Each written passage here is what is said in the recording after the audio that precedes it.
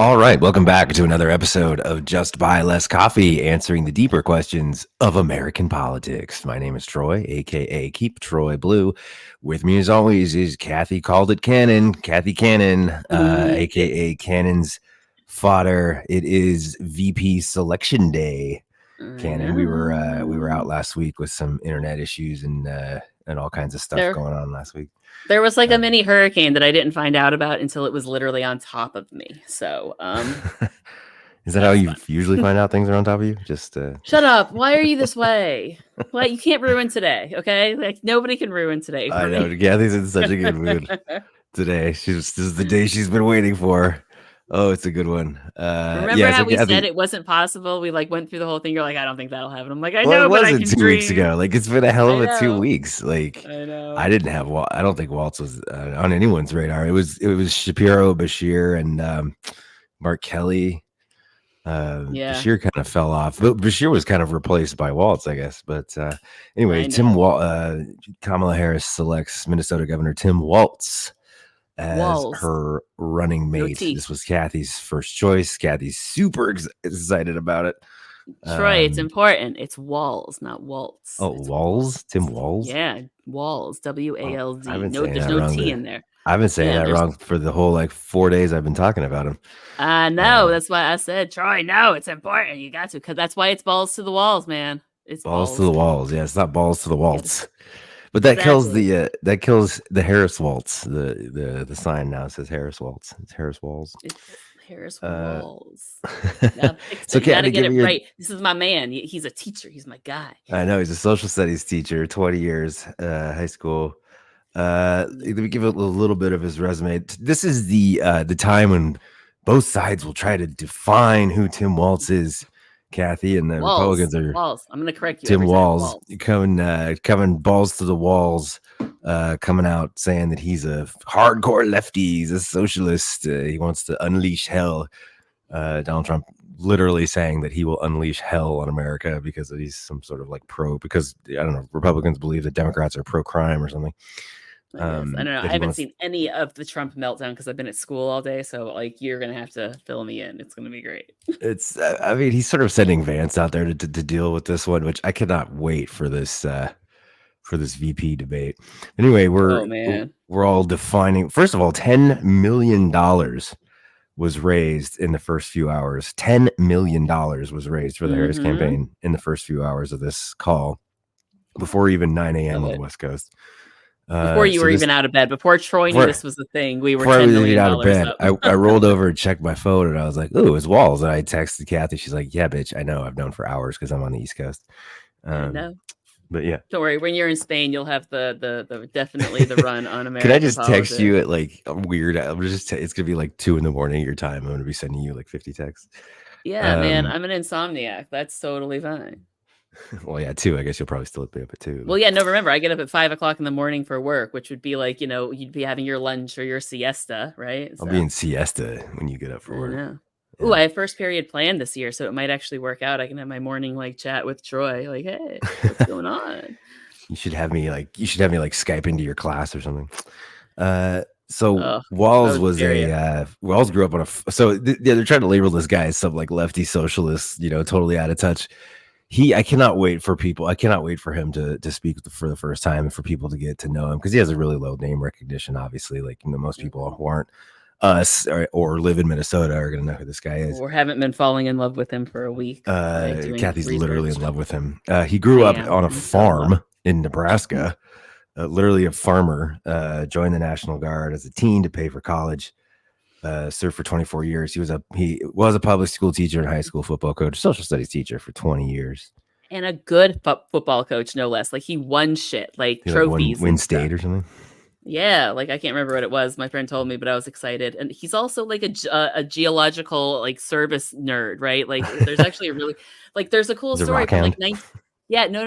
I saw it in the New York Times. In 1993, he had his class use the GIS system, the Geographic Information System, for those who aren't super nerdy to know that, to like input data into the system to try to figure out and predict, like based on like, food insecurity and blah, blah, blah, blah, all the things, where the next genocide would happen. And in 1993, they said Rwanda. And if you don't know, those of you out there, in 1994, there was in fact a genocide in Rwanda. And this was in 1993. So he could like, oh, my teacher brain, he could help us use technology properly in the classroom. Sorry, yeah, I'm so excited. Yeah. He has a really impressive. So aside from being a farmer and a teacher, he was in the National Guard, highest ranking non-commissioned officer to serve in Congress. Was on the head of the Veterans Affairs Committee. He has a progressive record, but he instituted free breakfast, free school lunches, and breakfast for public school students in Minnesota, regardless of income. He got paid family leave passed. He capped the cost of insulin. He was the first governor to codify abortion rights after Roe v. Wade fell. Good on gun control stuff too. Signed legal recreational weed into law in Minnesota as well. But he's this like midwestern, heartland guy. He's not, he is a progressive, but he's the kind of progressive that makes progressive policies make sense. He's not some kind of coastal elitist. Because like even on the gun issue, like he like throughout his career in Congress, he actually like got significantly like worse ratings from the NRA as it went on, and he's even spoken out. He's like, I was wrong on my position on these issues after I've seen certain things, which I think is fucking remarkable, because especially in this political age, for him to be able to go out and say it's okay to change your mind when you learn things, to a huge chunk of the population who's doubled down on complete bullshit because they don't want to admit they're wrong. It might be really nice to have a guy be like, look, I was wrong about something, I changed my position, and I'm going to be the vice president, right? Like it's okay to be wrong sometimes. I'm just saying. Yeah, he started out with like an A rating from the NRA, and then by the time he left, he had an F rating. Because he was basically good. Like, you're right, assault weapons are not necessary. Like, that's all it takes, right? But here, I want to play his little intro video that they released today. Sometimes life is as much about the lessons you learn as the lessons you teach. When I grew up, community was a way of life. My high school class was 24 people. I was related to half of them. I learned to be generous towards my neighbors, compromise without compromising my values, and work for the common good. My dad was in the Army, and with his encouragement, I joined the Army National Guard when I was 17. I served for 24 years. I used my GI benefits to go to college and become a public school teacher. I coached football and taught social studies for 20 years. And I tried to teach my students what small-town Nebraska taught me: respect, compromise, service to country. And so when I went into government, that's what I carried with me. I worked with Republicans to pass an infrastructure bill, cut taxes for working families, signed paid leave into law. I codified abortion rights after Roe got overturned. Because I go to work for the common good. But enough about me. Let's talk about you. Because that's what this election is about. It's about your future. It's about your family. And Vice President Harris knows that. She too grew up in a middle-class family. She too goes to work every day, making sure families can not just get by, but get ahead. We believe in the promise of America, in those values I learned in Nebraska, and we're ready to fight for them. Because as Kamala Harris says, when we fight, we win. It doesn't get much better than that. I know, like the 80s fucking metal soundtrack to Tim Walz. Like, oh my God. Like, how can you not love this man? I love him so much. We got to bring rock back to the left side of politics. It's been hijacked by the right. I want to be. So give me your thoughts, Cathy. I know you're in love with the guy. Cathy called it. We didn't think it was going to be Walz, but it was Walz. I know, like Troy knows this because we weren't able to record. First of all, had we recorded, the entire episode would have been me fangirling over Tim Walz and convincing Troy I was right and that Tim Walz would be the pick, because this is what we've done all week through text message, like you and my friend. And I've even like sent Troy like screenshots of me talking to my friend. Like, he knows I have been all over this. Very impressive conversations. I know, I have a sexy brain, for those who don't know. But I think he's fantastic because like I've been talking about all week, right, is the appeal to Shapiro was always that he would lock in Pennsylvania. He's got like a 63% approval rating, right? And it's like my friend and I, we were joking. I was like, I understand the issue here is that I'm not thinking like a swing voter, and I'm supposed to be thinking like a swing voter. But like Shapiro would have been the pick for the swing voter. If you're trying to appeal to Republicans and try to be like, see, we're not the crazy ones, vote for us, we're a balanced ticket, right? He would have been the pick.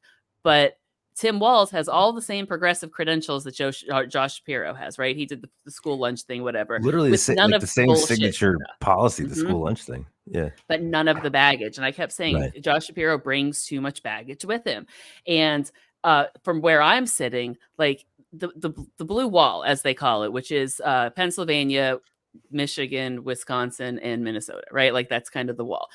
They typically vote as a block in a lot of ways, right? So the idea is if you get one, you get all. So if you can win Pennsylvania, then you lock in them all. But like before like this pick, I think it was like 2 days ago, Harris in the Pennsylvania state poll pulled ahead, only 0.5%, so still within the margin of error. But that tells me that the energized black vote in Pennsylvania is enough for us to carry Pennsylvania. So you don't need Shapiro in the same way. So he's not worth the baggage. But Tim Walz, to me, he's a football coach, right? And like in that video, you can tell he's very down to earth. He's very charming. I've been watching all kinds of videos with him. There's these really cute videos he has done as governor. He has like a teenage daughter. So he passed a bill that makes it like illegal, like a hands-free cell phone, right? To, prevent traffic accidents, which I'm all about. I lost a lot of friends to car accidents, right? But he's doing the video to try and his social media presence as governor of Minnesota is very much his teenage daughter teaching him how to use social media and like in real time, like bloopers and everything. He's like, I did that wrong, didn't I? And she's just like being amazingly patient with him. But like, that's the kind of thing that I think will really appeal to people. Like he's old, but he's also not old, right? He's got teenage kids. He's a school teacher, which means there's nothing. Okay, just real quick on that. He's 60. He could theoretically be one of Donald Trump's children. Like just like think about that for a second. Yeah, that's gross. But so is Kamala Harris too. But that's what's kind of funny about them is that Kamala Harris is like the very young, I don't believe that you're 60. You look at him and you believe that he's 60, but they've both got the same kind of young energy to them. Is she legit 60? I knew she was like late 50s. 59, so she's like almost 60. I'm not sure when her birthday is, but it's the point is that they're about the same age, right? She's hot, a junior and a she's senior. hot for 60. I'm just gonna say it. I know.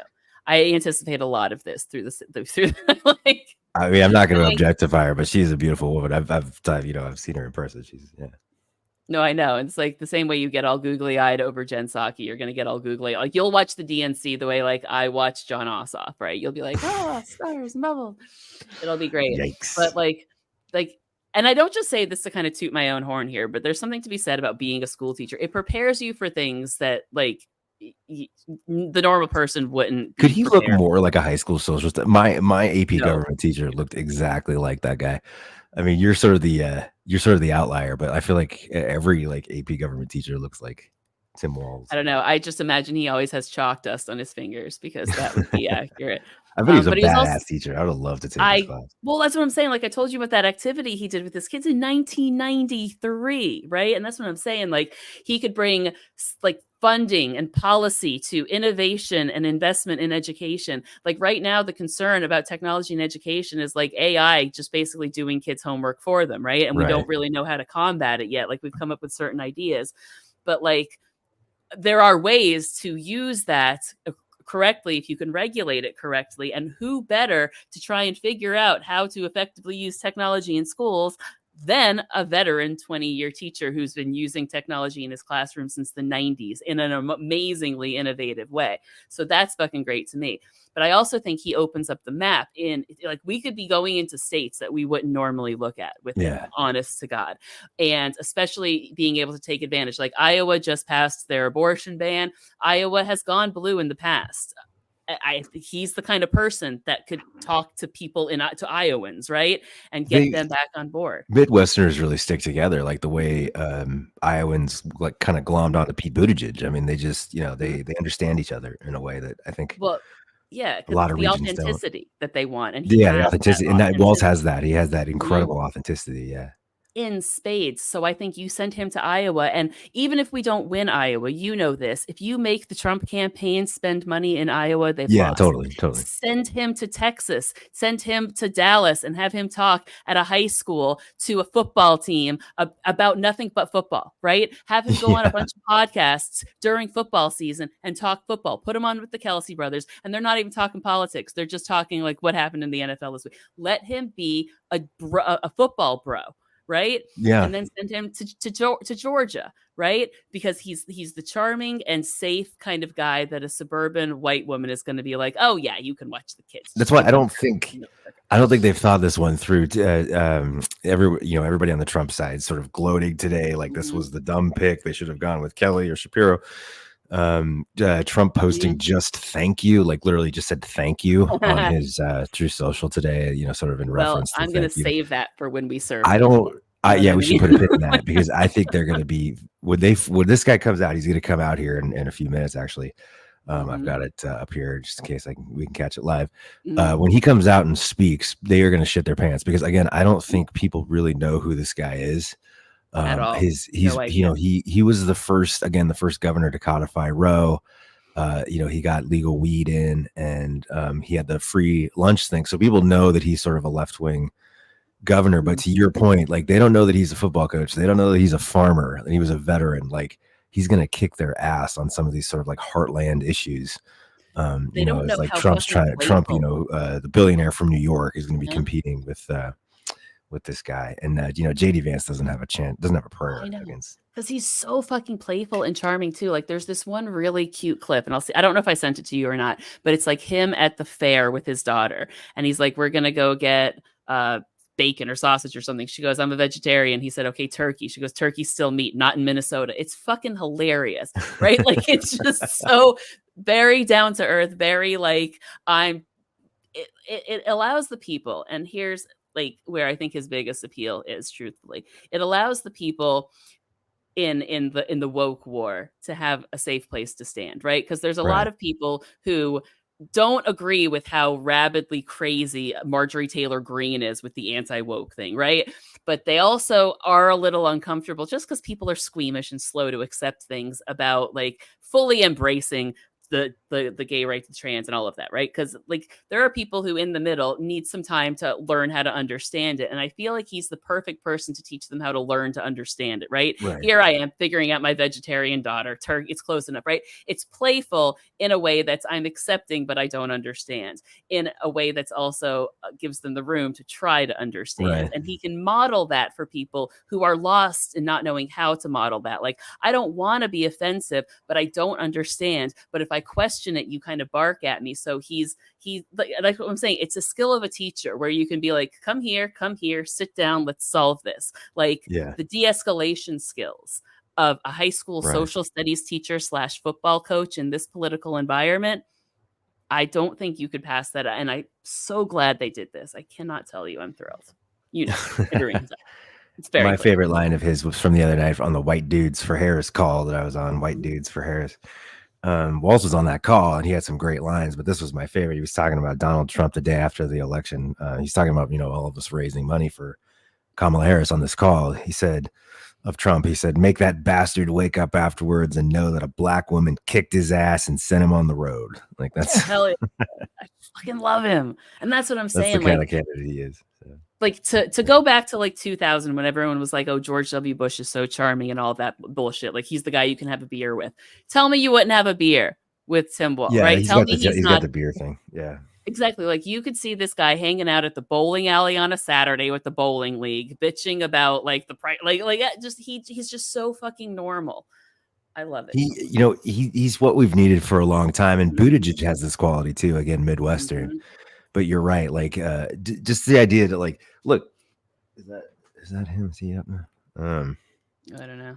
No, that's not him. Okay, I'm waiting for him to get up. But this midwestern quality, where like these policies, the right wing in this country has done such a good job of attaching popular progressive policies like free school lunches and paid family leave and Medicare for all and abortion rights and all this. They've done a good job attaching all these things to basically like the kooky California hippie liberal type, personality.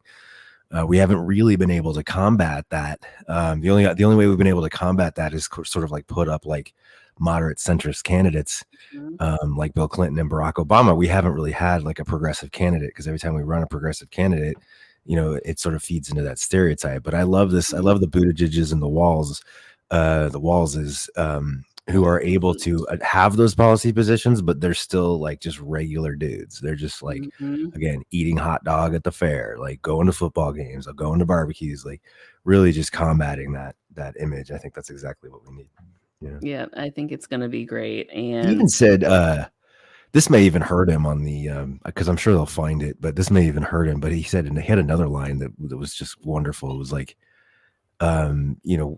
he said something on this White Dudes for Harris call. He was like, one man's socialism is another man's like doing, looking out for your neighbors or something like that. He had like a really interesting way to like even define socialism. So it's kind of cool. Well, yeah, like I want to kind of call him Socialist Santa because he's adorable. But I just think there's so much potential for him. We widen the map. And the other good thing about him is that he's wholesome enough, and it's fun to get excited about him right now because it's new, but he's also not the kind of person that will overshadow Kamala's moments. And I think with Josh Shapiro, there was a little bit of a risk of him forgetting he was running for vice president. If you know what I mean? Like, yeah, I could see that. So he's a headliner. So let's talk about Shapiro for a little bit. So he was the more favored pick, more moderate, again, signature policy, the same as Walz, free school lunches, which is, he's a very popular governor in Pennsylvania, and they need Pennsylvania to win the election. So he seemed like an obvious pick, really charismatic guy. The issue is, as I saw it, and became more glaringly obvious in the days leading up to it, is, Cathy, we just got the kids back. We just got the kids back. We just got the kids in their excitement for Kamala. And I've been excited because the youth are excited. I sort of like had the wind taken out of my sails when we didn't have Gen Z for Biden, really. We just got them back, and Shapiro is sort of unapologetically pro-Israel, doesn't really have a nuanced position on it, or as much as other people do.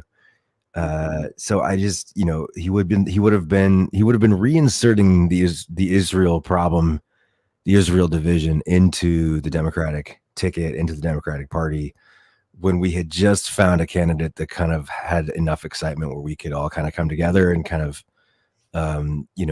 look to the future on that. I think he would have really reignited those divisions at the worst possible time. So I'm actually pretty relieved that she didn't go with that. That too. Or and your he also thoughts had on Shapiro? I mean, definitely the more, much more of like a safe, moderate type candidate than like a Walz pick. Yeah, well, like I said, I've been unpacking this every direction that you can think of, justifying for and against Shapiro, but he has more than just that problem. That is a very, very, very big problem, but he also has a school voucher problem. So he would have really struggled with school teachers in that one, because I think universally we all understand that school vouchers are fucking us badly, right? They're just not great. There's also a sexual harassment case that came out. Not that it's verified or anything, but again, you don't need to take on water when unnecessarily. You know what I mean? It's first rule is do no harm, right? And then the last one is there's some weird, and it probably wouldn't have been a big deal had the Pennsylvania Supreme Court not agreed to hear the case literally Tuesday of last week. It was a case of a woman whose death was ruled a suicide despite having suffered 27 stab wounds, some of them to the back of her neck and head. So somehow she stabbed herself in the head 27 times even after she was dead, but that was ruled a suicide, and Shapiro signed off on it. And it was one of those things where it was like, why could and that would he would have had to answer for that. And in a moment where we have a criminal versus a prosecutor, you don't want to add a potentially criminal prosecutor to the ticket. So and I kept saying to my friend, I was like, look, I understand what you're saying about needing to carry Pennsylvania. That makes a lot of sense to me. But like, if carrying Pennsylvania costs you Arizona, Georgia, North Carolina, it's not worth it anymore, Yeah, there's math around. There's math to the presidency, even if you lose Pennsylvania. Absolutely. Yeah, I'm like, Pennsylvania, is it worth losing down ballot races in other states that we also need for the Senate, right? Like, what good is Kamala in the White House without a Senate preview for later? But like, that's the kind of thing. I just didn't think if the number one rule is do no harm, I think all he brought was harm. Potentially. That is a good plug. So the deep dive today, we're going to be deep diving Senate races, third of the Senate up for re-election this year. We're going to be looking at some of the more contentious ones, some of the more important ones to pay attention to. So stick around for that. Another 15 minutes or so, we're going to start that deep dive. So yeah, Cathy, that's going to be really fun. Yeah, I mean, it may have just come down to vetting. I mean, they had to do a lightning vetting process, like we were saying before. The candidate kind of had to be above reproach. They kind of, in a situation like this, the candidate, the VP cannot bring Kamala down. Like the VP, like we need to kind of ride the honeymoon as much as we love Walz. We kind of need to ride the honeymoon, and then we got to get back to Kamala because it's really got to be all about her. Can't have the VP sort of stealing her thunder. You can't bring any baggage to the ticket like the way that JD Vance has brought back even more baggage to the Trump campaign, if that was possible. I know. Oh my God. So it may have come down to vetting. I don't know. Maybe they figured out something about Shapiro that they didn't like and they didn't think it would play well. But yeah. Yeah, that's what I think. And I'm thrilled. I didn't think they'd have the balls to do it. I swear to God. But when I'm over the moon, over the fucking moon. Right Kelly was another pick that I was behind. I think, but Kelly has a similar, Walz has similar optics to Kelly with this sort of all-American, Kelly obviously is a war hero and an astronaut. I mean, very few people have that. But Kelly also was somewhat of a moderate. So I think in Walz, you have the complete package. You have the sort of the all-American guy. Kelly also from a swing state from Arizona. I don't know that Arizona is going to be that big of a problem for the Harris Walz ticket, though, to be honest with you. We can talk a little bit about that during the Senate conversation. But yeah. Well, the funny thing on that was Kelly over the weekend. There was a tweet that Mark Kelly tweeted that he was in it for Arizona or something like that. Like he was going to be, his commitment was to Arizonans, and everyone was like, "Oh, okay, well that means he's not vice president. He's out."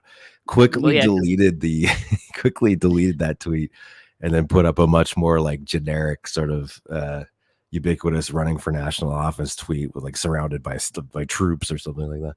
Yeah. So it's just a community. Somebody fucked up. Somebody on his comms team fucked up. So. Yeah. Well, Bashir did something similar too. Like, I'm here for Kentuckians, and that was around the time his name stopped getting whispered around. So, it could be a subtle, like, all right, I'm out, whatever kind of thing. I got to give one up for Jordy Mycelis, though, one of the Mycelis brothers. So the other tweet was Shapiro was alone in his driveway shooting hoops with his son, and everyone was like, "Well, that's pretty cool, I guess, that he's just home." Jordy was like, "Listen, guys, I've been a basketball player for decades. If you're over 25 and you go home after work and shoot hoops, it means you're trying to work through some bad news." So Jordy, Jordy had the most like sort of insightful look at that tweet, and it turned out to be right. I guess Shapiro got the news and went home and shot hoops with his kid. I know that was like literally there were two tweets last night my friends and I were arguing about. There was the one of a bunch of fucking black SUVs outside of Tim Walz's house, and then the one of like Tim or of Josh Shapiro playing basketball, and I was like, that's it, it's Walz, I'm convinced. He's like, or it's Josh Shapiro, like, having one last normal night with his son before shit gets weird. I'm like, yeah, I could see that potentially, but also there's 17 SUVs in this picture. It wasn't really 17, it was like 8, and there's 2 in Josh Shapiro's picture. So like, I get your argument there, but I'm gonna go ahead and say it's Walz. Like, thought they were like playing 3D chess with the media with the number of like SUVs and stuff. Well, the funniest thing is like, it was Nancy Pelosi started pulling for him eventually. And like, she's the type that she's like, I don't think ideology matters to her as much as practicality and like, can we win? And I think she saw the writing that he is definitely the way to go. And it was Obama backing Shapiro. And I'm not going to lie. I know him and Josh Shapiro are close and they're friends and all that stuff. But like, I would have figured Obama would have had his thumb on this one a little bit more. But of course, in Nancy's last hurrah, man, she got us Tim Walz. Well, it's good to know that, they're not all just Obama puppets. I think Obama had a lot to do with Biden stepping down. I think it was Obama's sort of word on that. Which might be another reason that like Nancy got the nod for the VP, right? Like I don't know, but whatever. It's Fetterman just got, so they're doing this in Philadelphia, which was another weird thing. And I guess Shapiro's at this rally too, which is kind of awkward, but good for him for being a team player. I've never seen the Democratic Party this united.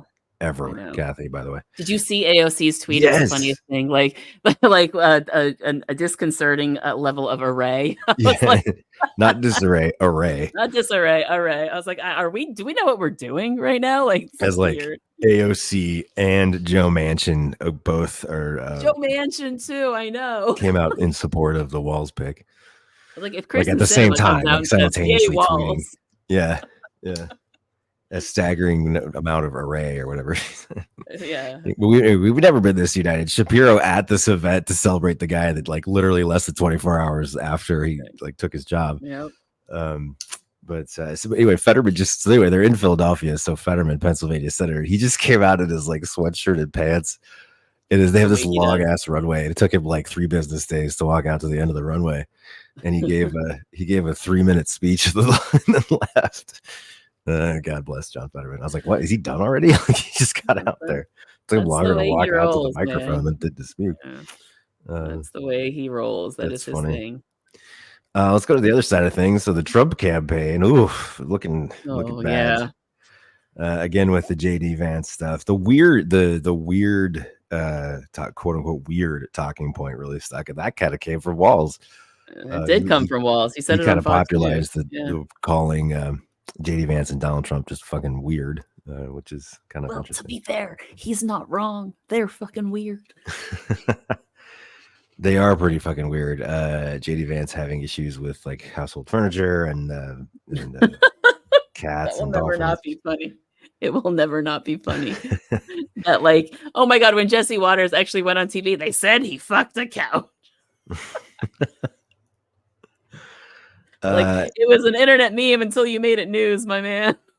It works so well because anytime these guys have been doing weird shit for this whole time, we never just thought to call them weird, and that's now every time Marjorie Taylor Greene does some stupid fucking thing, it's to be like Republicans are weird. I know. Trump had a disastrous high road, well, yeah, with Obama, with Michelle Obama, is like when they go low, we go high, and then with Kamala Harris, it's when we fight, we win. So we've come a long way on that one.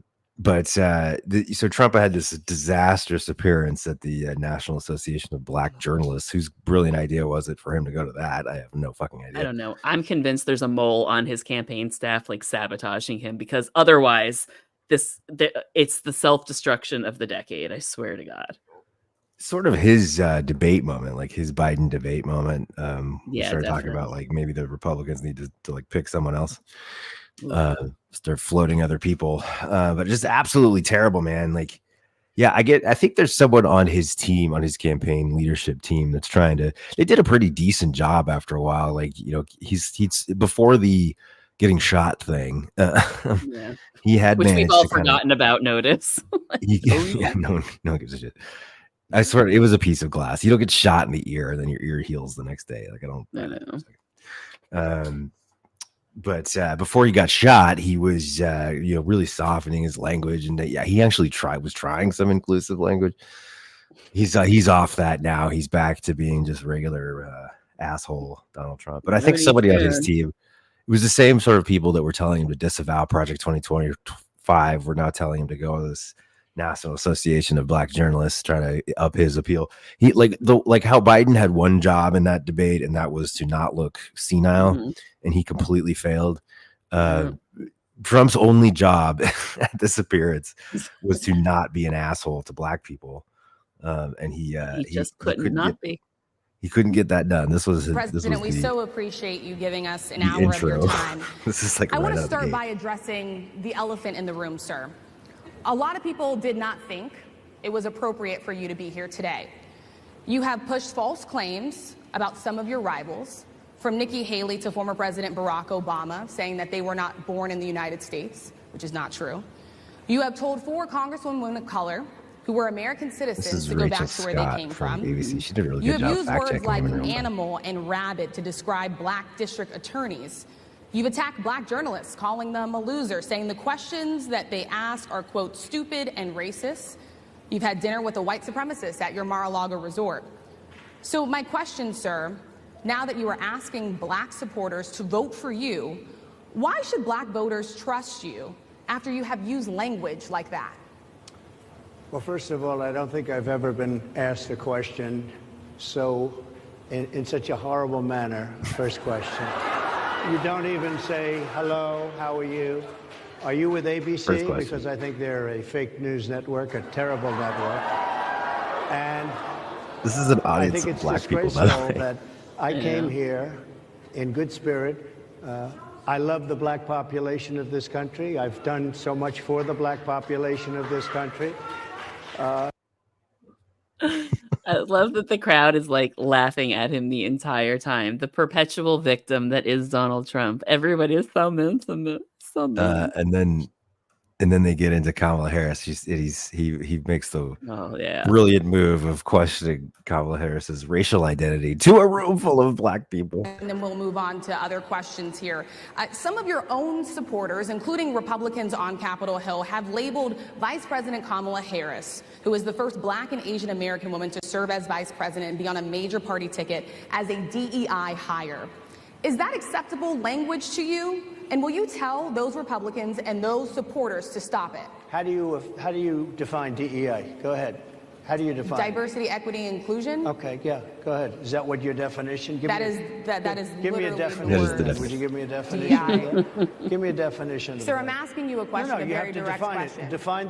Define it for me, if you would. I just defined it, sir. Do you believe that Vice President Kamala Harris is only on the ticket because she is a black woman? Well, I can say no. I think it's maybe a little bit different. So I've known her a long time indirectly, not directly very much, and she was always of Indian heritage, and she was only promoting Indian heritage. I didn't know she was black until a number of years ago when she happened to turn black, and now she wants to be known as black. She turned so black. I don't know, is she Indian or is she black? She has always identified as a black woman. She went to a historically black college. I respect either one, but she obviously doesn't, because she was Indian all the way, and then all of a sudden she made a turn, and she became a black person. Just to be clear, sir, do you believe that I think somebody should look into that too when you continue in a very hostile, nasty tone. I swear to God, it gets worse every time I see it. I watched the whole thing with just like an open mouth gape, like shocked, because it was so bad. And like when I thought it couldn't get worse, it got worse every single time. And first of all, I think that was the first time he learns that DEI means diversity, equity, inclusion. Because she said it, and he goes, "What is that?" Like, I don't think he knows what those individual words mean by themselves, to be fair. But that was so bad. But the thing about it, and I don't like, it's been bugging me a little bit because I don't feel like it's gotten enough attention because everything else was so bad. But even the tone of his voice when he says the word black, like it drips of contempt. Like you can tell from nothing else. If you took nothing else, just the way he says that word tells you everything about how he feels about people of that characteristic. Like he can't even say it without hate. You know what I mean? This was, again, his one job was to come off as passable to black voters who have lost a lot of support. You know, Biden lost a lot of black support. And he couldn't get through. He couldn't get through the first fucking question without, like you say, just dripping with contempt for that community. And I don't think he was playing 3D chess, like trying to appeal to his racist MAGA base on purpose, but that's what he ended up doing. I mean, the racist MAGA were super excited about that appearance. Got their little racist juices flowing again, you know, after all the nice, you know, Donald Trump trying to be nice and inclusive, selecting JD Vance, a white man with an Indian wife, which, by the way, I mean, he's sitting there like shitting all over the Indian community too. His running mate's wife is Indian, so like his running mate has biracial children, and Donald Trump's like, "What does it mean? I don't know biracial is a thing." Like, it's just the most absurd thing in the world, and it's not working for them because even you probably saw in the aftermath, a lot of Republicans even openly admitted, like, "Yeah, that was bad. Like, we got to fix this." Like, I don't know. The band plays on the Titanic. You know what I mean? Like that is what the Trump campaign is right now. It's the band playing on the Titanic. Yes, biracial, it does exist. But yeah, you also had like, you know, after Biden's debate, you had Democrats come out and sort of universally been like, well, that sucked. You didn't really have a single Republican that was willing to show their face, that was willing to come out and say that Trump sucked. Some people said it in private, but yeah. Yeah, it's just that campaign is falling apart, and JD Vance has been such a fucking disaster for them. And like, if I wasn't so over the moon excited that we might get to put fascism in a box and forget that it existed for a little while, then I'd feel like almost embarrassed for him. But no, like, what is going to happen to them is exactly what deserves to happen to them. Vance kind of doubling and tripling down on the childless cat ladies. He told what's her name?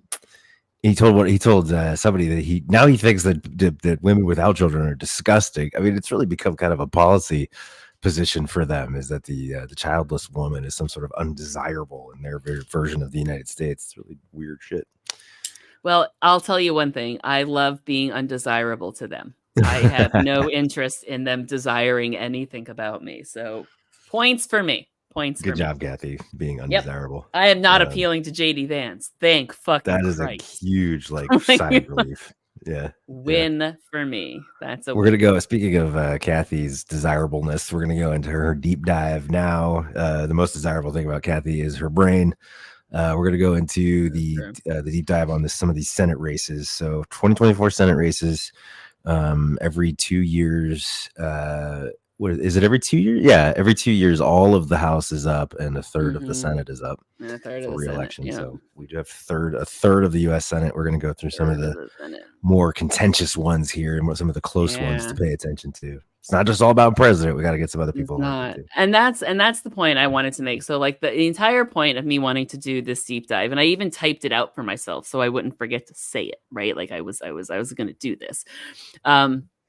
I've been looking at the 538 model, and like as much attention as we're giving to Kamala Harris kind of flipping the script here and Democrats energized and all of that and Republicans shitting the bed, it's really important to remember that like none of that matters without Congress. And I feel like the 538 model does this thing where it's like a generic ballot. Who would you like to see in charge of Congress, right?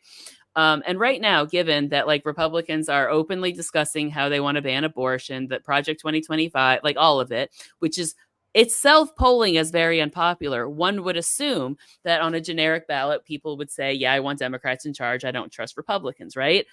But dating back to April of 2023, the generic ballot from the 538 model has had Democrats at about 45.7 and Republicans at 45%. So despite the fact that the Republican policy platform is polling at like a 70% disapproval, still nearly half of the sitting incumbents supporting those policies are willing to be reelected by their voters. Why? Okay. Because I don't think people understand how the government works, because as much as we talk about the president, like they think the president functions as a king. And Donald Trump certainly thinks he functions as a king. I would agree with that. Yeah. Right. So I don't think people are paying attention down ballot the way they should be. Sorry, my cat just knocked a bunch of things over because she's an asshole.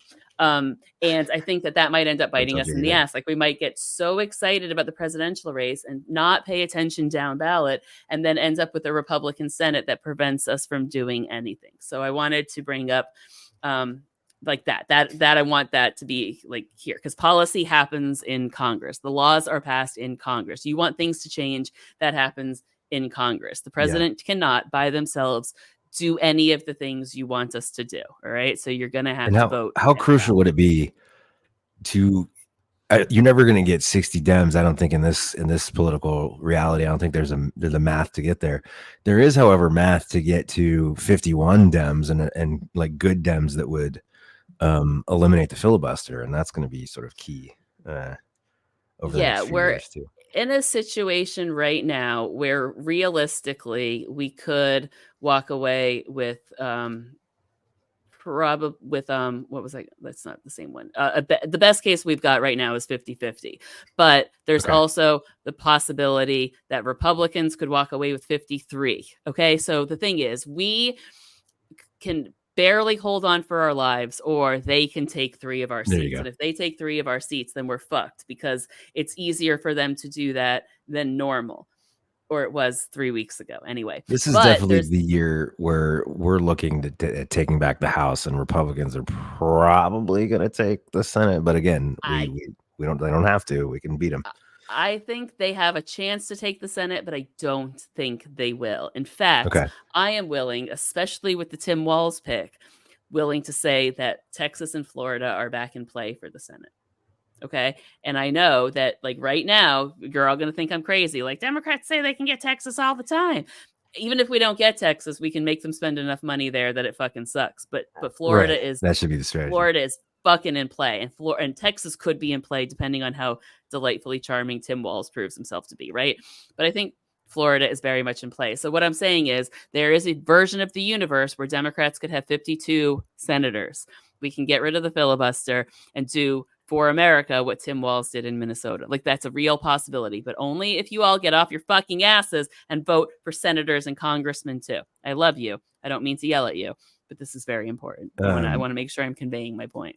Can we take a second and just bask in the glory of Tim Walz casting the tie-breaking vote in the Senate? But he might not need to, right? We might be in a world where he gets to, hang out and be groovy more often. So let's talk him. We're gonna bring him up. We're gonna open this up with Troy's state, like where Troy is unfortunate enough to live in this moment right now, and that would be Arizona. But the good news is, Arizona. The good news is that Kari Lake is a crazy motherfucker, and she's very likely going to lose this race. And that has actually been happening really recently because it was a little bit kind of within the margin of error and neck for a while. But I looked at polls today, and I can't. My tongue just stopped working. Gallega is up 6 points, right? He's polling in at 42, Kari Lake down to 36%. So it's not that he's getting super popular. It's that Kari Lake is a fucking crazy person. And everyone's like, yeah, no. And there was also the eventfulness of Arizona Republicans for Harris that happened the other day, right? Right. She's just got word that she's going to be holding a Democrats for Lake event, which I guarantee you that'll be AstroTurf. That'll be so easy to pick apart. Those people just became Democrats like 2 weeks ago. Or they're just paid by the campaign to pretend that they're Democrats for her. Oh, like every single black surrogate that Trump has, he rolled out the Chick-fil-A girl again. Like she was back. Like there was another one. There was another like sort of like fake grassroots supporter that came out of the woodwork that turns out to have been working for the Republicans forever. Like it's all just staged and fake. I know. The important thing to remember about Kari Lake, though, is that she holds no office. She's never won anything. She walks around like she's some party stalwart and like elder statesman. She's won nothing. She lost. Like she's running on having. She was like a news anchor, wasn't she? Like yeah. She read the news off a teleprompter for years. She shits all over the media. She talks about the fake news. She's a part of the media. She's a goddamn her profession is a journalist. She's a TV journalist. I know. She's absolutely fucking ridiculous. But it seems that her crazy has finally gotten through and everybody has started to write her off. She is famous for the stolen election nonsense, which is just a tired hand. Like, I think everyone's bored hearing it, right? Meanwhile, Ruben Gallego is a former U.S. Marine, served in the State House, served in the U.S. House, has been critical of Kyrsten Sinema. I hate her. Rightfully so, right? Like how she's let down Arizona voters and stuff. Is a progressive, but like is toning himself down because Arizona. And you've made that point in the past, right? Like you kind of have to in Arizona. Yeah, he. I've met him. I've met both of these people, by the way. He's not great at retail politics. He is he's an Arizona Democrat. He's like Mark Kelly. I mean, they're kind of very cut from the same cloth. They're both veterans.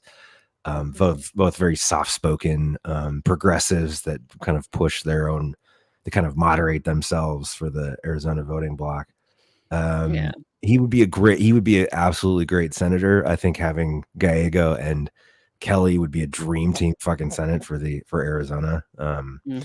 He was great. He initially got into it to primary Kyrsten Sinema. She became an independent. It was a three-way race for a minute, and then Sinema announced that she wasn't running. So, but she saw the writing on the wall. She was done. Nobody liked her. She saw that the party was going to back Gallego, even though she technically outranks him.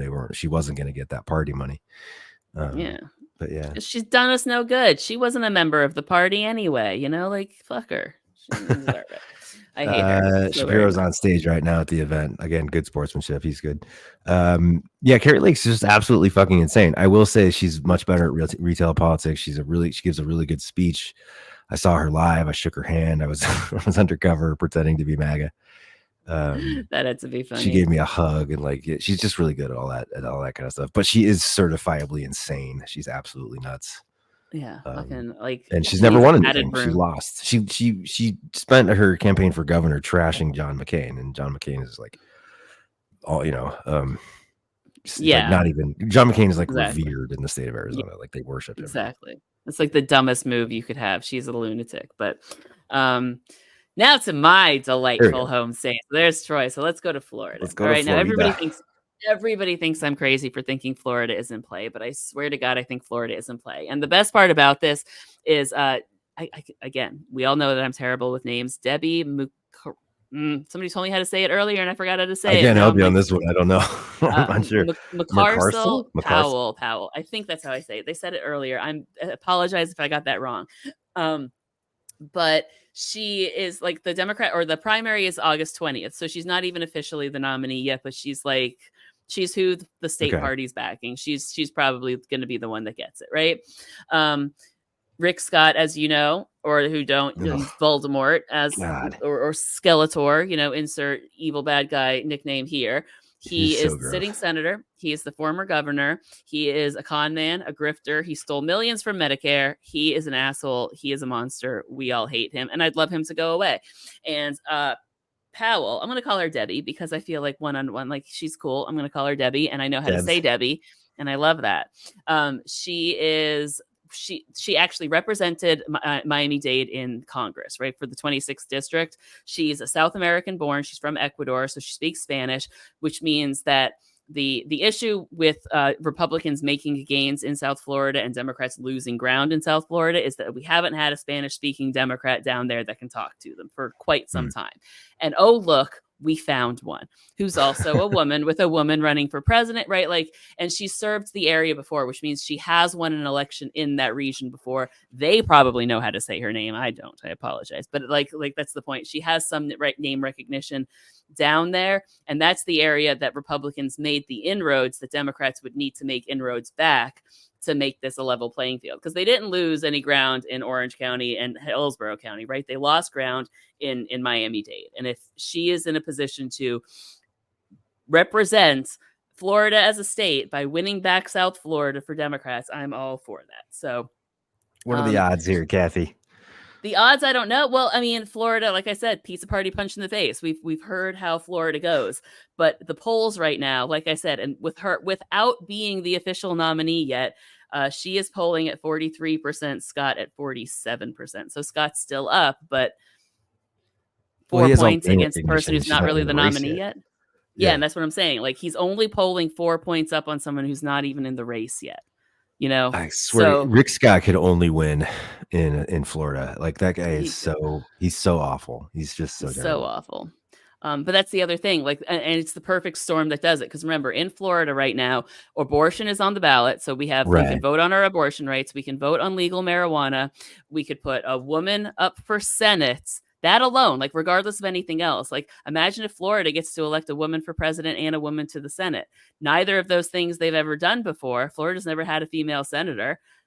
We're in the mood for some firsts, right? Let's fucking go. I think I'm on team. Let's fucking go. And they're within 4 points already is what I'm saying. That abortion thing is really going to help you out too. I think that's going to get a lot of people, and that's polling at 70% in the latest poll. The outperforming Dems, so you have Republicans and Independents coming out for that too. So, Yep. So that is that. All right. So the other one everyone thinks I'm crazy for thinking is in play, Texas. And part of this is just me wanting Ted Cruz to be gone so fucking bad, right? I think you may be right. I think you may be right on this one, but go ahead. Yeah, and even if we don't win this one, if Republicans are put in a position where they have to pump a ton of money into Texas to either defend Ted Cruz's seat or make sure Donald Trump actually carries the state, right? Either of those scenarios are a death sentence for the Republican Party. There's no path without Texas for them. And Ted Cruz is disgusting. Absolutely disgusting. Now, Are the numbers showing it's possible yet? Not really. Allred is polling at 46, Cruz at 54. So again, this is my my dream. But Colin Allred played for the Tennessee Titans for 4 years, and Tim Walz was a football coach. And I think you can see where I'm going with this, right? Like, we could make something happen here is what I'm getting at. Where again, that, we might not win it. Yeah. I mean, hoping that Houston Texans fans won't hold that against him. But yeah. Maybe he makes a joke about it, right? Like, maybe that's exactly the banter, And that's what I'm saying. Like, if Walz is the kind of approachable person where he's going to be easy to talk to. Now, the only thing that I'll say is, like, I believe Colin Allred has had some issues about whether or not he's willing to, he's been keeping the Harris campaign a little bit at arm's length, which he may change his tune now because there's a football coach, and maybe he'll feel more comfortable with a coach on the team. I don't know what I'm saying. Ted Cruz has got to be the only person that's more disgusting than Rick Scott. And I know. Ted Cruz, I don't, he's another one. I don't get it. I don't get the appeal. Colin Allred has done a really good job of talking about how Ted Cruz is more focused on his podcast than he is on being he's hitting him on not necessarily his legislative record or his MAGA-ness, but the fact that he's just doesn't show up to work. He spends his whole day on Twitter and his podcast, and it's just he is a waste. Flees to Cancun when there's a hurricane. Yeah, exactly. Cancun Cruz is on there, right? Cancun Cruz, totally gross. Everyone hates him. There's that famous quote from I think from Lindsey Graham. You could murder Ted Cruz on the floor of the Senate and hold the trial in the Senate, and nobody would convict you. Everybody fucking hates Ted Cruz. He has no friends. Which was that Lindsey Graham or did Al Franken say that? Something said, actually, Al Franken. That's probably who said it. That's probably more likely. But it would have been more funny if it was Lindsey Graham. But Lindsey Graham's not that funny. Al Franken used to talk about how unpopular Ted Cruz was. Yeah, fucking Ted Cruz. He's gross. All right. So the next one, and this was relevant. This actually probably is still a relevant one. Pennsylvania, right? So this is an important one electorally. We need this state. Bob Casey is the sitting senator in Pennsylvania right now. So the senior senator, right? So he's been there for a while, I think. I even wrote it down somewhere. But he is leading pretty handedly too by 5. So he's at 47. McCormick's at 42. But I feel like that will first of all, he incumbency has its advantages, but 5 points is outside a margin of error. So he's leading regardless. And I feel like now, especially with a lot of Democratic energy in the state, that will come more clearly. Right. Mm-hmm. And another reason to not vote for Dave McCormick. Well, let's see. He's your run of the mill business CEO, hedge fund manager guy. Okay. He worked in the Commerce Department for George W. Bush, which brought us the Great Recession. So perhaps don't vote for him. Right. That's my guess. Somebody who was managing business right before the recession that destroyed us for a decade. Or Bob Casey. I'm going to go Bob Casey. I'm just going to go Bob Casey on that. So that one seems pretty simple. And he's got a political family too. The Casey family in Pennsylvania goes back a long way. So in a lot of these cases, and I'm going to be curious to watch it over the next few weeks, I think a lot of the low Democratic numbers, even for senators, has been because of a lack of enthusiasm for Democrats in general because of Joe Biden. So I'm really going to be curious to see how much these polls change in the coming weeks. But it's really important because down ballot is just as important. The Senate, 3 co-equal branches, right? And if we were going to fix the Supreme Court, we need the other 2 co-equal branches to not be in the Republicans' hands. So these are my messages to you kids. I told Ray this. I think I told you this too. I still think Biden would have beaten Trump. I don't, I do too in the end. It would have been really close and really, really scary. But now we have, just abortion alone was going to carry so much of that weight. Now we have the abortion issue and we have a popular ticket. So I think it's, Yeah. I was talking to somebody today, actually a union buddy or whatever. And he was saying, he's like, there was a sticker that I wasn't going to buy, but I felt it was fine, fuck it, Biden. Right. Which is how we all felt I was going to do it. Right. He's like, I was going to vote for him, but I wasn't going to give money. But the second Kamala announced, the second Kamala announced, he's like, pick up my paycheck. He goes, name a price, name your price. What do you need? What do you need? We were all going to do our duty, right? But none of us were thrilled. But now we're take my money, run with it, go, solve all the problems. Save the Shapiro world. at the rally just started talking about JD Vance, and a chant of "He's a weirdo" broke out I love it. Oh my God, they're gonna lose their minds because that's the thing. They can't handle being made fun of, which is true. Yeah. They've said that about fascists, right? They love being the villain, but they hate being a fool. Right.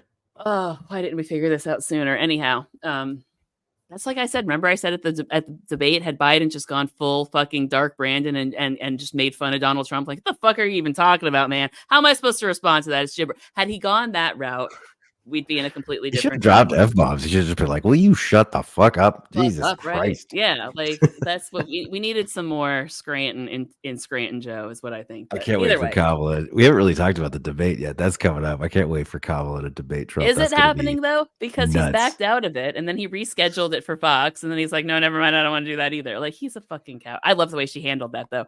So much for anytime, any place. Now it's one safe place. Like, he's like, I'm not going to debate you.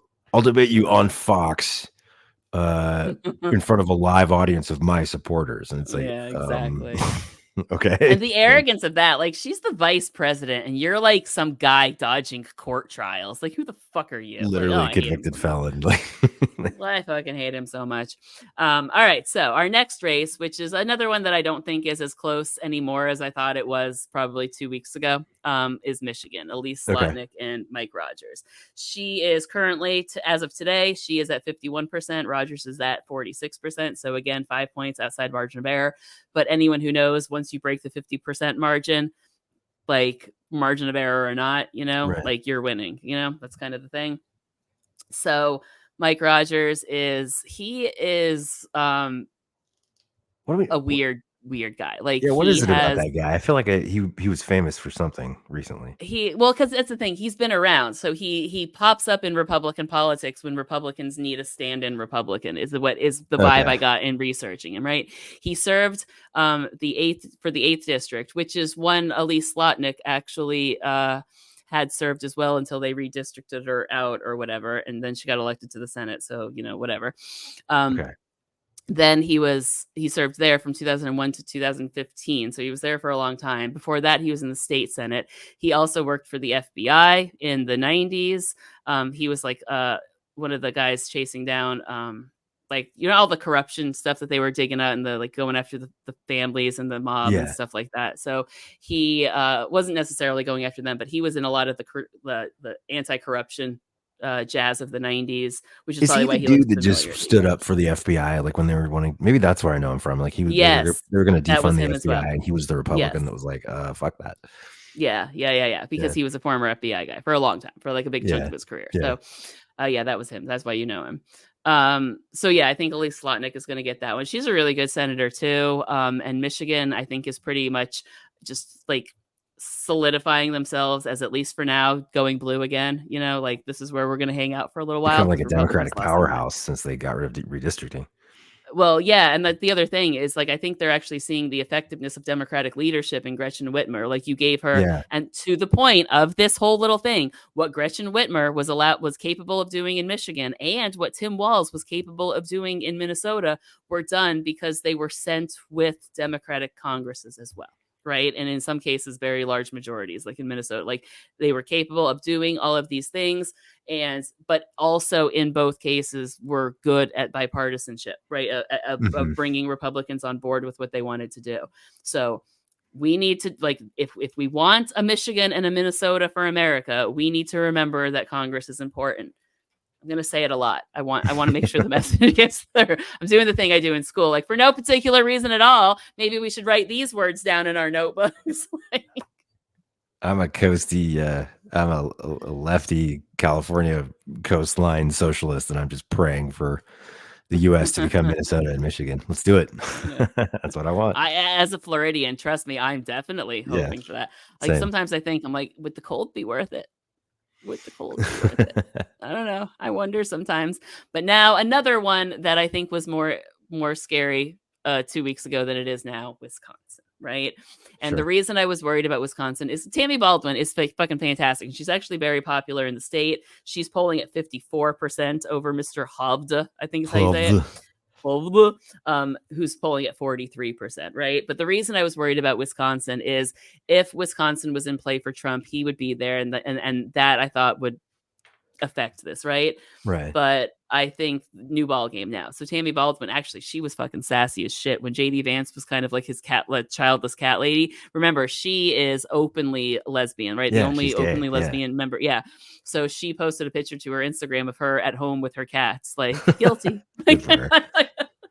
I love her Nice. for that. So, but this other guy, he's pushing he's basically one of those rich Republican guys that hangs out at the Republican fundraisers who gets tasked with running for a particular office when they don't have a Republican to run for the office. He's like the CEO of some bank that only exists in certain states that only got a few bailouts during the recession. So he's another one of those fucking guys. So basically, don't vote for real estate developers that also own banks, because this guy's a real estate developer that also owns banks. And remember the Great Recession. Right. That means he was probably giving himself a bunch of bad loans and then got bailed out by the government and now wants to represent you in the Senate. I don't know if that's true, but it wouldn't shock me if it was. You know what I mean? I'm going to eat this because as soon as I say it, I'm going to remember a Democrat. But I swear to God, it's only Republicans that just like, if you're a rich guy, you're qualified for nationwide office. Like, what's your qualifications? I'm fucking rich, bitch. That's all I need. John Kerry? But he's got some credentials behind him. Kerry was a senator for like 30 years. Yeah, no, I'm just saying that's what I'm saying. But that's what I'm saying. No, I just mean like go directly from like CEO to president. Like I think they're entitled. Oh, yeah, no. Like I was gonna say he was our rich guy that we were like. That's why I don't support Mark Cuban, even though he's like he's a pretty left wing guy. Yeah. But I don't.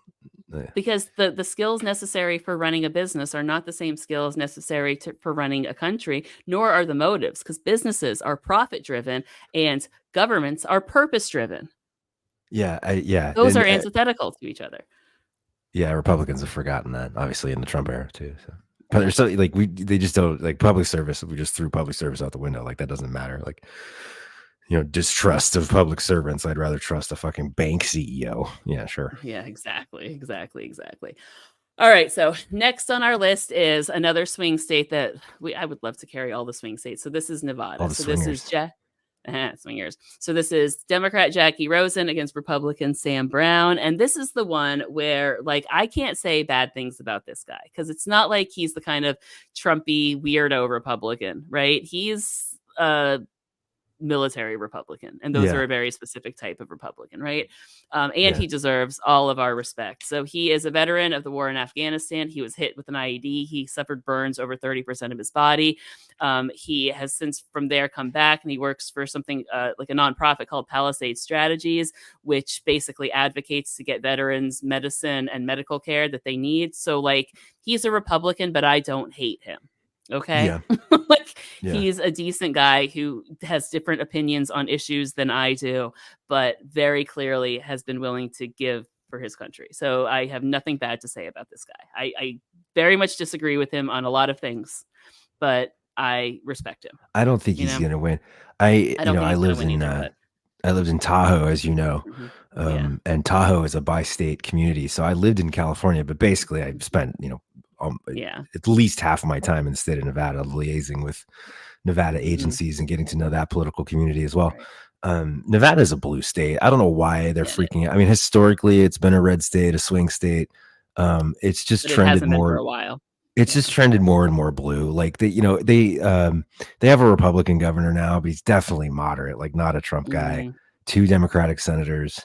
No, they have a Democratic governor now. They did have a Republican. When I was there, they had a Republican governor. They have a Democratic governor now. So Nevada is Las Vegas and Reno. That's literally the only places where people live. And sand. There's nothing. There's nothing else in that state. It's an empty state. And Las Vegas is one of the most left-wing city. It's a union city. First of all, it's a city run by the SEIU. Reno kind of the same way. So everybody's freaking out about Nevada. I don't know. I don't think the Republicans in Nevada stand much of a shot. They're also kind of stupid. Yeah. Nevada Republicans are just not that bright. They're probably like Florida Democrats, just don't know what they're doing, right? Yeah.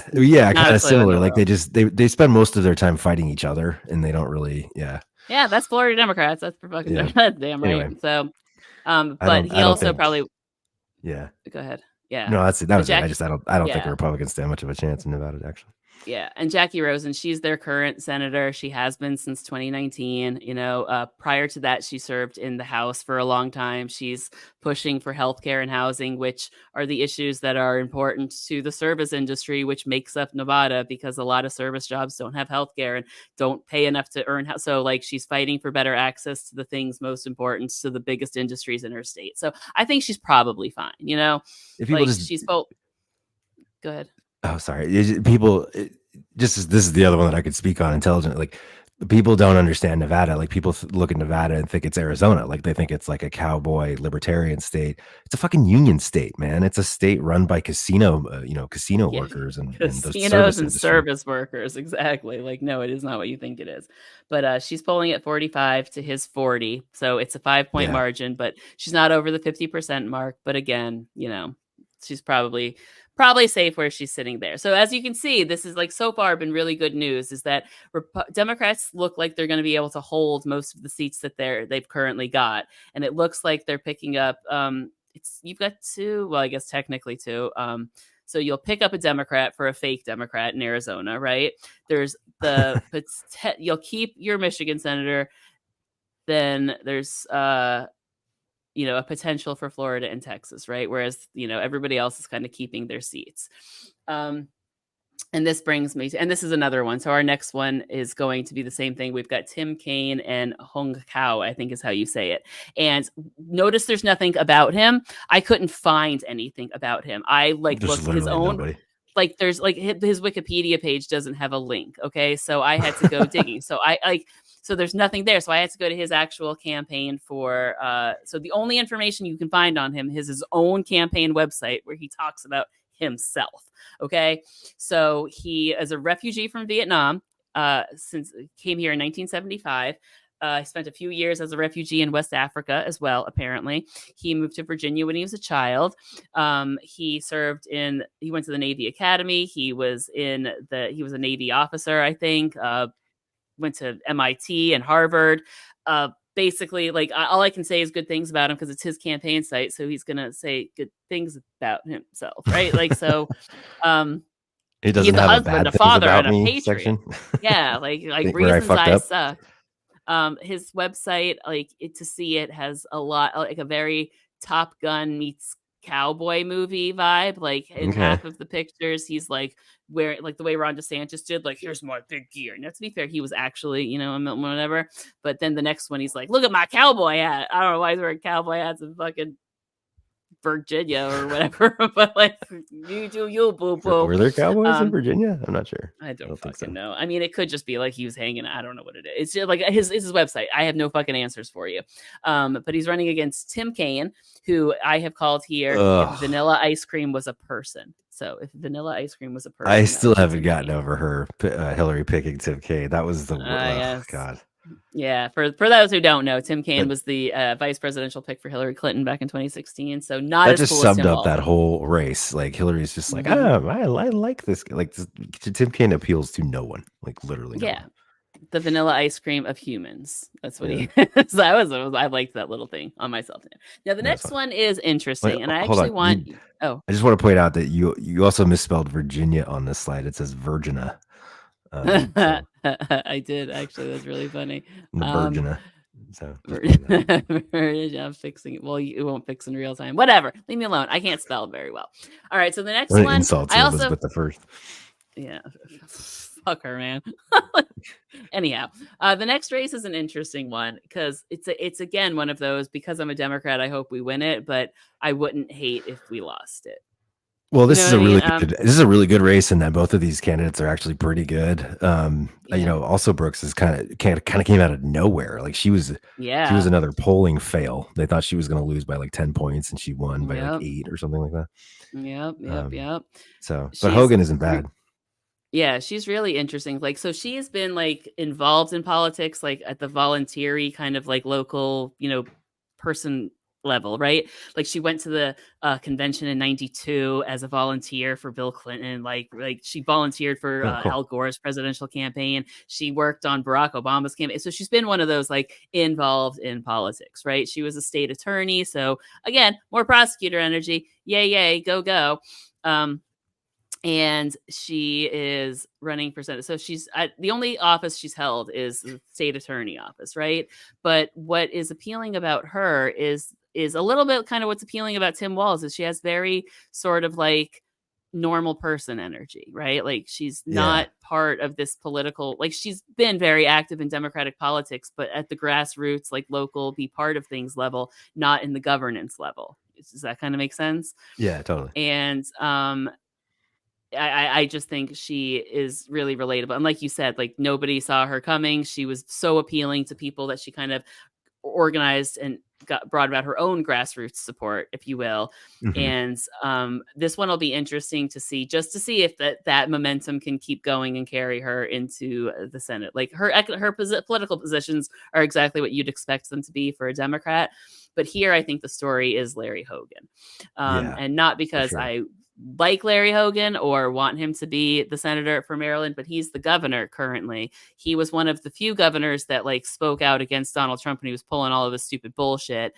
And he's one of the few Republicans that has spoken out against the MAGA crazies, right? So he's like the only one left. He's like the only high profile Republican left that isn't MAGA. Right. So the point being there is that he might be a Republican, but he'd probably be a Republican that we could get to vote on some stuff with Democrats when Republicans are being nothing but obstructionists. I think he'd be a swing vote for sure. Yeah. Like that's what was literally my next words. Like he's a Republican, but he'll swing with us because we're fun. He came out today and congratulated Walz and said it was a great pick. I mean, he's and that's what I'm saying. Like, he's an old school Republican. He's an old school, like kind of, he's classy. He's respectful. He is the thing. Like we have different positions, but I can't hate you. Do I agree with him on things? No. Would I respect him and shake his hand? Yes. Would I do that for Ted Cruz? No. Like if Ted Cruz came up to me, like if I was in a place where I was meeting famous people, right? And Larry Hogan was there, I would shake his hand and say, I respect you, sir. You know, good job. Right. In Ted Cruz, I would just like, no. I would walk away. I would like pull my hand back. I would like pour bleach all over myself just to get the germs of his presence away from me. Right. He's just gross. So there you go. So that's my feelings on that one. That could go either way, but this is the one that it would not be a nightmare if Republicans won this. It would not be preferable, but it would not be a doomsday. Is this one that Hogan's going to lose because like Trump will throw him under the bus with Republicans or something? That is actually a very likely scenario. Yes. The only thing that would prevent that is that he's a little bit right now extra bitter about black women, and Angela Alsobrooks is also a black woman, for those who don't know. So that will definitely play into how Donald Trump handles Larry Hogan. Does he like him? No, because he, called him on his bullshit, but he also will not like Angela Alsobrooks. Cannot tolerate a black woman. He just, clearly. So, we will never know. So the next literally your only job was to be nice to the black ladies and you couldn't pull it off. I know. But like Maryland's going to go blue top of the ticket anyway. So it's more likely that she wins. And where's she polling? Hold on. I wrote this one down too. Where is it? He's like this.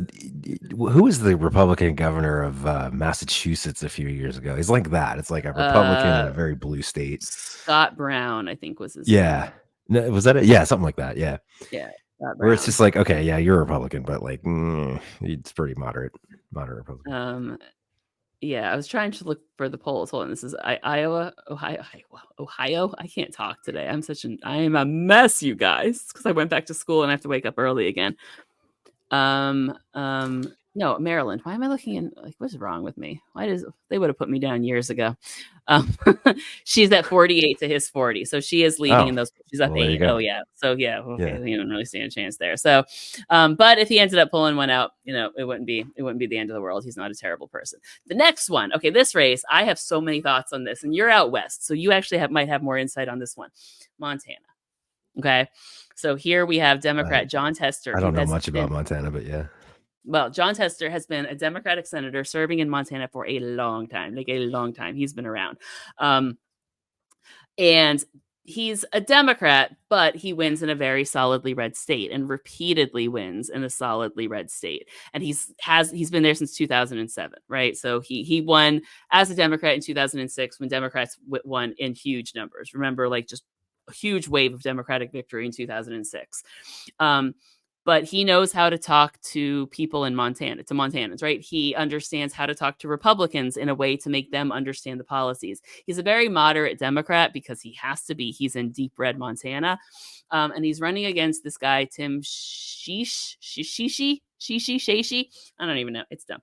But he is one of those. Again, yeah, this is another one of those. Could I find a lot on him? No, because he's one of those like MAGA plants. You know how they like pick, this is a big donor person, drop them here, have them run for office, we'll back them, and that'll be enough. And that's kind of what you're looking at there.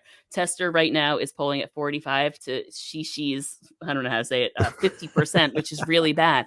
And Hank Green actually did a thread on this on Twitter the other day. So if you follow him, go take a look at it because he lives in Montana, for those of you who don't know.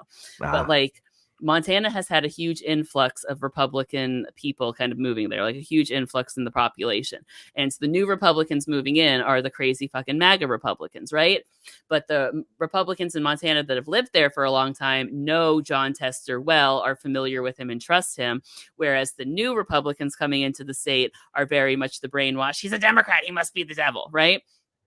And it's hurting Jon Tester, who's been a very good senator for the state for a very long time, because even the Republicans that have previously voted for him are still supporting him, but there's just too many of the crazies to outnumber them, right? So Jon Tester's only hope right now, I think, is the Harris-Walz campaign. Okay. Because I think, again, Walz might be a good resource for Jon Tester, because in a similar way that he's good at talking to people, Tester is as well. And I think that they might be able to harness some of that energy to get people in Montana who don't vote rallied, get the Democrats really fired up, and win over some of the Republicans that might start to break from Donald Trump as he continues to devolve, because we know that's coming, right? There's no question that it's going to get worse. He's circling the drain. Yeah, it is going to get worse with him before it gets better. He is not in a good place. And then the last one is another one. And I want us to also pay attention to how many of these cases there are. We've got Bernie Moreno running in Ohio, against Sherrod Brown. And what did I find out about him? He's from Fort Lauderdale originally. Okay, hold on. I wrote it down. He is brand new to politics, handpicked Trump guy, and has a lot of money. So he's a rich Republican from South Florida, which means the mob. I'm not going to lie. It's not a guarantee, but it's a likelihood, because who has a bunch of money that he gave to Donald Trump. So Donald Trump endorsed him. So he's running for senator and trying to unseat Sherrod Brown, who is very popular in Ohio. And he has been there for a very long time. And he is up 4 points. Extremely popular, yeah. But he's only at 46 to 42 there, right? But again, I think this is another thing. Send Walz to Ohio with Brown. Let him send him to all of those swing states in the Rust Belt, right? And let Kamala Harris go. So I just think he's such a great pick, because he's going to help Sherrod Brown. He's going to help Jon Tester. He's going to put Texas and Florida in play. He might help us in Iowa. I'm so in love with this guy. You have no idea. Yeah, he's great. I think we all have some idea, actually, at this point. By an hour and a half into me gushing about him, I think we all have an idea how much I love Tim Walz. Yes. Yeah. I happy. So those are the races in the Senate that I think we should be paying the most attention to. You should see if there's any jobs available in the vice president's office. Oh, if he man. needs a comms person or something. Oh, my God. Could you imagine how cool it would be? Cannon spotter working in the White House. There'd be a lot more bad words. But the American people, I think, are ready for that. Are the American people ready for a press conference where I say, "Sit the fuck down, Brett Baer"? What are you there? talking? You go. Sit the fuck down. Or who is it? Ducey that they sent to the White House? Yeah. Ducey, go take a dookie. Get the fuck out of here. He'd be so scared of me because I'm taller than him. Here, I want to play this. My husband, Doug Emhoff. Dougie. Together with Josh Shapiro, we will win in Pennsylvania. Dougie. We will win Pennsylvania. And I thank you, Josh. I thank you. I guess Shapiro just lit it up a few minutes ago. Everyone was like, oh, God. Yeah, he gives a good speech. I'll give him that. Look at how cute Tim Walz is just standing there behind Kamala. He knows his place. I launched my campaign for the President of the United States. You're so in love. Oh, my God. Shut up. Well, we're gonna cut out of here because this may take a minute. But yeah, they're on stage now. Yep. There you go. All right, we got a ticket. It's happening, guys. It's happening. So, needless to say, Cannon is fired up. And like I say, Democrats fall in love. And very clearly, case closed. There we Cannon's go. in love. All right. Thanks, Cannon, for an awesome deep dive. We're going to be keeping an eye on some of those Senate races, some big ones coming out. So, yeah. Down ballot is important. Down ballot. Get involved locally. School board, city council, county supervisor, state legislature. That's where it all starts. You got to get those people, move them up. Can't just be about the president. So check us out on Patreon, patreon.com/justbuylesscoffee. You can subscribe $5 a month, get access to behind the scenes content, merch, extra goodies, including some exclusive deep dive content that the regular public doesn't get to see. We got some exciting guests coming up in the next few weeks too. So stay tuned for that. If you're listening on the podcast directories, Apple, Google, Spotify, go ahead and click that download button. Downloads are how we're ranked in charts with other news and political podcasts. You guys have been killing it with the downloads. We've actually been close to the top 100 recently. We've actually almost cracked top 100 in the country. So that's awesome. Let's make it happen, man. I want that. Those are bragging rights I need for the kids. When they're like, you have a podcast? That's so weird. I'd be like, I'm in the top 100. I need to be able to say that to those little kids. Frequently beat Ted Cruz's podcast. So yeah, that's exciting. That's all I need in life right there. I'm happy. And then if you want to watch so download the audio only stuff, the regular episodes. And if you want to watch the video after you download the audio, head on over to YouTube, Just Buy Less Coffee, and you can watch the video content as well. And you can see our adorable faces and Cathy and my misspelled PowerPoints. And Cathy's PowerPoints as well, which are classic. With my poor spelling as per the Virginia. The Virginia, yeah. You can see Cathy's Virginia. No, not really. Oh my God, Troy. Stop it. It's not okay. Oh boy, I'm in trouble. Thanks everybody for joining with us today. We appreciate you guys so much. Thanks, Cathy, for a great conversation. And let's go, Kamala and Tim. Let's take back the White House. Let's fucking go. All right, everybody. We'll see everybody next time.